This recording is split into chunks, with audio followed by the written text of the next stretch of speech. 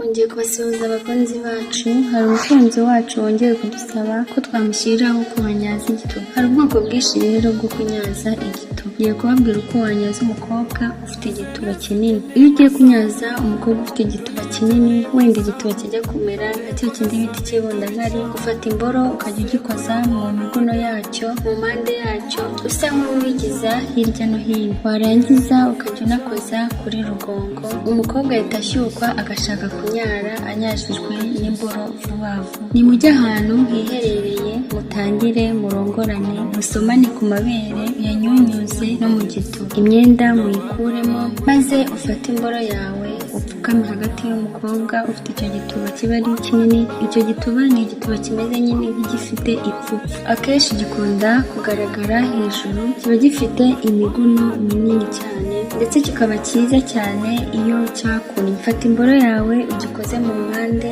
ari nako ugaruka hagati kuri rugongo buhoro buhoro. Nurangiza uyishyiremo imbere, ujye wongera uyikuramo gake gake, hasi hejuru. Uko iminota ishira ugenda wongera umuvuduko, umukobwa niko aryoherwa cyane. Uzajya ubona ashaka kwizamura kugira ngo uyimushyiremo. Nubona atangiye kujya yizamura asa nk'ugufata mu mugongo, uhita umucumita wungikanya. Nawe icyo azakora ni ukunyara y'amazi aba yamuzengereje akumva aruhutse. Murakoze cyane, mukomeze mukore subscribe tubagezaho ibintu byiza bigiye bitandukanye.